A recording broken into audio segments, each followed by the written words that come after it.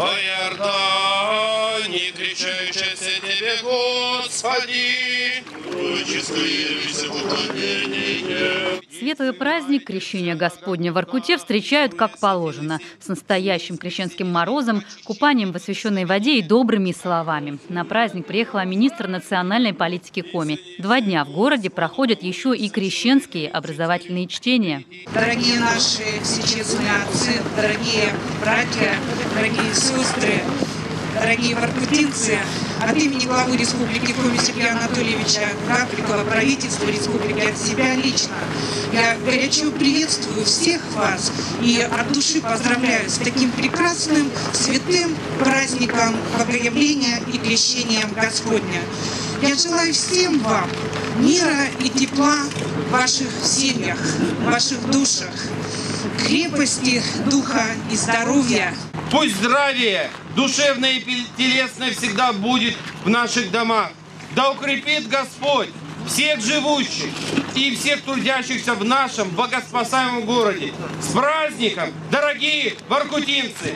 Уважаемые воркутинцы, действительно не облачко на небе, солнце, поэтому я думаю, Бог нас слышит, видит. Хочу поздравить всех с Крещением Господним, пожелать вашим семьям спокойствия, здоровья, вашим детям здоровья, чтобы всегда в ваших семьях был праздник. В конце декабря около нуля, начало января тоже теплое. Но этот день не мог быть другим в Воркуте, говорят горожане. Да и 23 градуса не такой уж мороз для стойких жителей Заполярья. Выходя из купели, парящие и довольные воркутинцы спокойно дают интервью.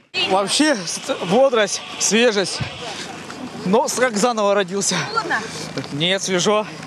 Первый раз? Нет, уже 6-й раз. И что испытываете после этого? Ощущение, такое чувство, как будто 1000 иголок тебя колет. Очень приятно. Александр Бочков купание в Иордане не пропускает. Для него это испытание воли и веры, а еще подзарядка на весь следующий год. Пока еще холодно, но сейчас начнется чудо. Сейчас начнет выходить тепло из меня. Станет жарко. Воркутинские храмы и купель каждый год собирают на крещение тысячи прихожан. Когда-то, 19 января, в Воркуте даже объявляли выходным днем. Такой традиции теперь нет, но по просьбе мэра руководители предприятий отпускают сотрудников для омовения. Окунуться в купели приезжают и из поселков. Вот тренер детской хоккейной команды «Беркут» из Войвожа. Он не один. Юные воспитанники закаляются вместе с учителем. Это дает радость, жизненное облегчение. Здесь мы православные, христиане. Это наша вера. Ну и вообще всем желаю добра, хорошего настроения, благополучия.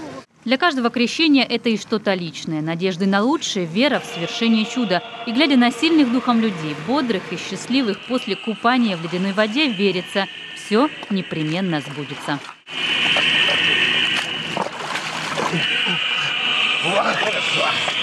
Ольга Коняева, Ирина Шумихина, Кирилл Нифонтов, телеканал Юрган, Воркута.